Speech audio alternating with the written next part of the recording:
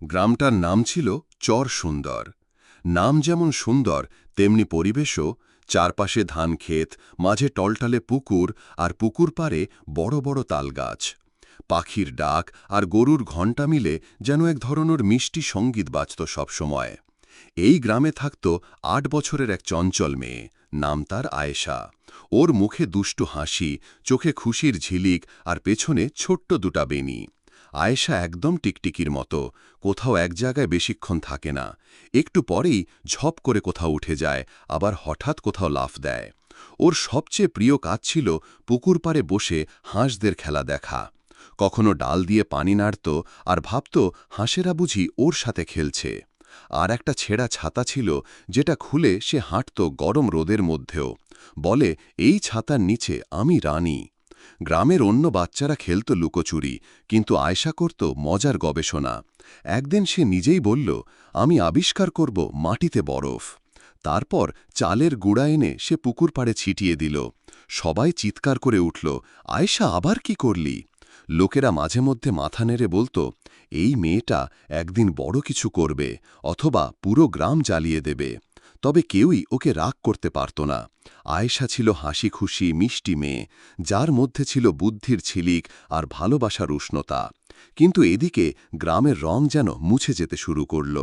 মাটিতে ফাটল, পুকুরের পানি কমে গেছে, গাছের পাতা শুকিয়ে ঝরছে। গ্রামের কৃষকেরা গভীর চিন্তায়, বৃষ্টি কবে হবে, হবে তো আদৌ? বাচ্চারাও আর পুকুরে নেমে খেলে না। হাঁসেরা কাদার মধ্যে হেঁটে বেড়ায়, পানি নেই বলে তাদের মজা নেই। তবে আয়েশা থেমে নেই। সে নিজেই একদিন বলল, যেহেতু বৃষ্টি নেই, চলো আমরা নিজেরাই পানি ছিটিয়ে খেলি। একটা মাটির কলসি নিয়ে সে শুরু করল বৃষ্টি খেলা। একটা গাছের নিচে দাঁড়িয়ে সবাইকে পানি ছিটিয়ে দিল। তারপর ছাতা খুলে বলল, এই নাচ আমার নতুন আবিষ্কার। বাচ্চারা হেসে গড়াগড়ি খেতে লাগল। তবে সেদিন রাতে আয়েশা চুপচাপ জানালার পাশে দাঁড়িয়ে আকাশের দিকে তাকিয়ে থাকল। সে মনেই মনেই ভাবল, আকাশ কি রাগ করেছে? এতদিন ধরে কাঁদে না কেন? তার ভেতরে যেন জন্ম নিচ্ছিল একটা অজানা প্রশ্ন। বছরের শ্রাবণ মাস চলে এসেছে, অথচ এক ফোঁটা বৃষ্টিও পড়ে না। আগে যেই শ্রাবণে মাঠ ভরে যেত কাদা আর পানি, এবার সেখানে ধুলোর ঝড়। আয়শা একদিন সকালে উঠে পুকুর পাড়ে গেল। সে দেখে হাঁসগুলো এক কোণে গুটিসুটি হয়ে বসে আছে। পুকুরের তলা দেখা যাচ্ছে। একটা ছোট মাছ কাদায় আটকে পড়ে নড়ছে। আয়শা কচু পাতা দিয়ে সেটাকে ঠেলে আবার পানিতে ফেরাল। তার মুখটা একটু গম্ভীর হল। পুকুরে খেলা করা যায় না, মাছরাও যেন কষ্টে আছে। সে বিড়বিড় করে বলে। সেই দিন বিকেলে সে গেল তাদের ক্ষেতের পাশে। আগের মতো গাজোড়া ধানের বদলে জমি ফেটে ফেটে এক একটা ছোট ছোট গর্ত, যেন মাটিও কাঁদছে। তার বাবা, চাষি হারুন চাচা আর আরও কয়েকজন বসেছিল বটতলায়। তাদের মুখ গম্ভীর, কারো হাতে খেজুর পাতা, কেউ মাথা নিচু করে তাকিয়ে। আয়শা চুপচাপ গিয়ে পাশে দাঁড়াল। একজন বলল, এভাবে চললে তো ধান হবে না রে ভাই। আরেকজন বলল, আল্লাহ না চাইলেই কিছু হয় না। হারুন চাচা ধীরে বললেন, সব চেষ্টা তো করলাম, মাটি চষা, বীজ ফেলা, কিন্তু আকাশই তো মুখ ফিরিয়েছে। আয়শা কৌতূহলে জিজ্ঞাসা করল, আকাশ কি রাগ করে? সবাই হেসে উঠল, কিন্তু কিছুক্ষণ পর মুখগুলো আবার গম্ভীর। একজন বৃদ্ধ বললেন, না মা, আকাশ তো আল্লাহর ইশারায় চলে। তিনিই জানেন কবে বৃষ্টি দেবে। সেই রাতে আয়শা জানালার পাশে বসে চাঁদের দিকে তাকিয়েছিল। তার মনে প্রশ্ন, আল্লাহ কিভাবে ঠিক করেন কখন বৃষ্টি দেবেন? তিনি কি জানেন আমি কেমন করে হাঁসদের খেলা দেখতে চাই? পরদিন সকালে সে বাজারে যায় মায়ের সাথে। বাজারে মাছ নেই, চালের দাম বেশি, লোকেরা মুখ ভার করে হাঁটছে। এক বুড়ো দুধওয়ালা চাচা বললেন, বাচ্চারা আর হাসে না, খেলাধুলা বন্ধ, গ্রামটা যেন ক্লান্ত হয়ে পড়েছে। আয়শা আশেপাশে তাকিয়ে খেয়াল করে, কেউ আর ভোরবেলা পাখির মতো হাসে না, ঝর্ণার মতো কথা বলে না। সব কিছু যেন শুকিয়ে যাচ্ছে, শুধু বাইরে নয়, ভেতর থেকেও। সে মনের মধ্যে একটা কৌতূহল টের পায়। আল্লাহর কথা যখন সবাই বলছে, তিনি যদি এত শক্তিশালী হন, তাহলে তাহলে কি কেউ তার সঙ্গে কথা বলতে পারে? এই প্রশ্নটাই আয়শাকে নিয়ে যাবে এক নতুন যাত্রায়, কিন্তু এখনও সে জানে না সামনে কি অপেক্ষা করছে। সেদিন দুপুরে রোদের তেজে গ্রামের মাটি যেন জ্বলছিল। আয়েশা বারান্দায় বসে একটা পুরনো বইয়ের পাতা ওল্টাচ্ছিল। বইটা সে মসজিদের পেছনের ঘর থেকে কুড়িয়ে এনেছিল। পাতাগুলো একটু হলদে, কিন্তু ছবিগুলো খুব সুন্দর। একটা পাতায় লেখা ছিল, দোয়া হলো আল্লাহর সঙ্গে কথা বলা, মন থেকে চাইলে আল্লাহ শোনেন। আয়েশার চোখ বড় হয়ে গেল। আল্লাহর সঙ্গে কথা বলা যায়, সে মনে মনে বলল। ঠিক তখন তার দাদি এলো এক গ্লাস পানি নিয়ে। দাদিকে সে প্রশ্ন করল, আল্লাহ কি সত্যি আমাদের কথা শোনেন দাদি? দাদি মুচকি হেসে বললেন, শোনেন মা, তুমি যদি মন দিয়ে বলেন তিনি শুনবেনই, আর যদি কাঁদো তিনি আরও দ্রুত শোনেন। আয়শা একটু চুপ করে রইল। তারপর জিজ্ঞাসা করল, আমি যদি আল্লাহকে বলি বৃষ্টি দাও, তাহলে কি দেবেন? দাদি বললেন, দেন কিনা তা জানি না, তবে যিনি চায় তিনি কাছাকাছি চলে যান আল্লাহর। আর যখন শিশুরা চায় তখন তো ফেরানোই হয় না। সেই রাতে আয়শা আর বিছানায় শুতে গেল না। চুপি চুপি বারান্দায় এসে দাঁড়াল। আকাশে তারা দেখা যাচ্ছে, কিন্তু চাঁদটা আজ একটু মলিন। সে দুই হাত উঠিয়ে বলল, হে আল্লাহ, তুমি তো বড়, তুমি আকাশ বানিয়েছ, পুকুর বানিয়েছ, রোদ আর মেঘ বানিয়েছ, তাহলে একটু বৃষ্টি দিলে হবে না? হাঁসেরা কাদায় হাঁটে, গাছেরা শুকিয়ে গেছে, মা রান্না করতে কষ্ট পাচ্ছেন, আর আমি তো পুকুরে খেলতেই পারি না। তার কণ্ঠে কান্না নেই, কিন্তু এক ধরনের আন্তরিকতা ছিল। তুমি কি আছো? তুমি শুনছ? হঠাৎ একটা হাওয়া এলো। আয়েশার গাল ছুমিয়ে গেল।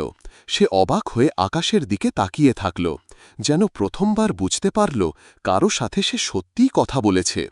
পরদিন সকালে আয়েশা অনেক হাসি খুশি ছিল। বৃষ্টি আসেনি, কিন্তু তার মনে শান্তি। সে বলল, আমি বলেছি, এখন আল্লাহ চাইলে দেবেন। গ্রামের বড়রা অবাক হয়ে তাকাল। এই ছোট মেয়ে কি শান্ত, কি নিশ্চিন্ত! তারা জানত না আয়শার ভেতর কি বিশাল পরিবর্তন ঘটে গেছে। সে এখন আর শুধু খেলা করে না, সে এখন জানে মন খুলে চাইলেও অনেক কিছু বদলে দেওয়া যায়। দোয়ার পরদিন সকালটা যেন অন্যরকম ছিল। আয়েশা ঘুম থেকে উঠে জানালার পাশে দাঁড়াল। আকাশে এখনও মেঘ নেই, তবে বাতাসটা একটু ঠান্ডা। গাছে পাখিরা ডাকছে, আগের মতো কাঁদা গলায় নয়, একটু বেশি প্রাণে। সে একটা চিরকুট লিখল, আমি আল্লাহকে বৃষ্টি চেয়ে বলেছি, তোমরাও চাও। সবারই চাইলে আল্লাহ নিশ্চয়ই দেবেন। চিরকুটটা সে স্কুলের খাতার পেছন দিক ছিঁড়ে লিখে গ্রামের নানা জায়গায় রেখে দিল। একটা দোকানের টিনের নিচে, একটা নারকেল গাছের গুঁড়িতে, একটা মসজিদের সিঁড়িতে। কেউ পড়ল, কেউ অবাক হল, কেউ হেসে বলল, এই মেয়েটা তো এখন আল্লাহর সাথেও চিঠি চালাচালি করে। বিকালে সে গেল সেই পুরনো বটগাছটার নিচে, যেখানে গ্রামের চাষিরা বসে। এইবার সে পাশে গিয়ে চুপ করে দাঁড়াল না। সে বলল, চাচারা, আপনারাও আল্লাহকে বলেন না কেন? সবাই মিলে চাইলে তো উনিও খুশি হবেন। হারুন চাচা মাথা নেড়ে বললেন, তুই তো এখন গ্রামের ইমাম হয়ে গেছিস দেখছি। সবাই হেসে ফেলল, কিন্তু সেই হাসিতে ছিল না আগের হতাশা। পরদিন দুপুরে বাজারে একটা নতুন কথা ছড়াল। রেডিওতে নাকি বলছে ৩ দিনের মধ্যে ঝড় বৃষ্টির সম্ভাবনা। এই খবর এক দোকানে প্রথম বলে, তারপর তা ছড়িয়ে পড়ে গ্রামের প্রতিটা কোণে। লোকজন চুপচাপ কিছুক্ষণ পরে হঠাৎ যেন একে অপরের মুখের দিকে তাকিয়ে ছোট্ট করে হাসে। কে যেন বলল, মেয়েটার কথা কি সত্যি হবে? বাচ্চারা নতুন করে পুকুর পাড়ে ঘুরতে শুরু করল। হাঁসেরা একটু একটু করে নড়ে ওঠে। মায়েরা আবার উঠোনে দাঁড়িয়ে কাপড় শুকাতে দিতে গিয়ে আকাশের দিকে তাকায়। আর আয়েশা, সে এখনও আগের মতোই চঞ্চল, তবে মাঝে মাঝে চুপ করে দাঁড়িয়ে আকাশ দেখে। সে কাউকে বলে না, কিন্তু তার মুখে লুকানো একটা সান্ত্বনার হাসি থাকে। মাঝে মধ্যে সে মাটির কলসিতে পানি ঢেলে গাছের গোড়ায় দেয়। সে জানে এখনও বৃষ্টি আসেনি, কিন্তু বিশ্বাস তো ঠিক তখনই শক্ত হয় যখন কিছুই চোখে দেখা যায় না। তবু মন বলে, আসবে, শীঘ্রই আসবে। তৃতীয় দিন ভোরে আয়েশার ঘুম ভাঙল এক অদ্ভুত শব্দে, টুপটাপ টুপটাপ। সে চোখ কচলে জানালার দিকে তাকাল। আকাশের রংটা একটু ধূসর, গাছের পাতায় পানি জমেছে, আর মাটিতে পড়ছে ছোট ছোট ফোঁটা।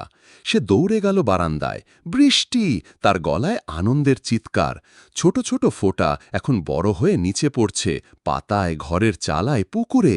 পানি ছিটিয়ে ছিটিয়ে চারপাশে যেন কোনো মধুর সুর বাজছে। মা এসে বললেন, আল্লাহ আমাদের শুনেছেন মা? আয়েশা মাকে জড়িয়ে ধরে বলল, আমি বলেছিলাম বলেছিলাম না মা, সবাই মিলে চাইলে আল্লাহ দেন। তারপর সে ছুটে গেল বাইরে। বাচ্চারা ছাতা ছাড়াই দৌড়াদৌড়ি করছে, হাঁসেরা পাখা মেলে পানিতে লাফ দিচ্ছে। বৃদ্ধ হারুন চাচা চোখ তুলে তাকিয়ে বলেন, আলহামদুলিল্লাহ। কেউ একজন বলল, এই গ্রামের সবচেয়ে ছোট মেয়েটা আমাদের শেখাল কিভাবে বড় করে ভাবতে হয়। গ্রামের মসজিদ থেকে ঘোষণা আসে, আজ মাগরিবের পর সবাইকে দোয়া মাহফিলে আসার অনুরোধ করা হলো। ছোট আয়শার জন্য বিশেষ দোয়া করা হবে। সন্ধ্যায় আয়শা বসেছিল পুকুরের ধারে, 2 পা পানিতে, মাথা ভিজে যাচ্ছে বৃষ্টিতে। তার মন পুরো শান্ত। সে চুপি চুপি বলে উঠল, ধন্যবাদ হে আল্লাহ, শুধু পানি দেওয়ার জন্য না, আমাকে শোনার জন্য। সেই রাত থেকে গ্রামে আবার নতুন আলো জ্বলে উঠল, ক্ষেত সবুজ হল, পুকুর ভরল, হাঁসেরা গান গাইতে লাগল। মানুষ জানল, শুধু বড় মানুষ না, একটা ছোট্ট বিশ্বাসী মনও পারে আকাশে আলোড়ন তুলতে। শেষ বার্তা, আল্লাহ সব সময় শোনেন, বড় কিংবা ছোট, গোপনে বলা দোয়া হোক বা চুপচাপ কাঁদা হোক। বিশ্বাস আর ভালোবাসা নিয়ে চাইলে দোয়া শুধু আকাশ ভেঙে বৃষ্টি আনেই না, মানুষের মনেও আশার আলো জ্বেলে দেয়। গল্পটা ভালো লাগলে লাইক দিও, আর কমেন্টে জানাও কেমন লেগেছে। আর পরের মজার গল্প মিস না করতে এক্ষুনি গিগলি টেলসে সাবস্ক্রাইব করো।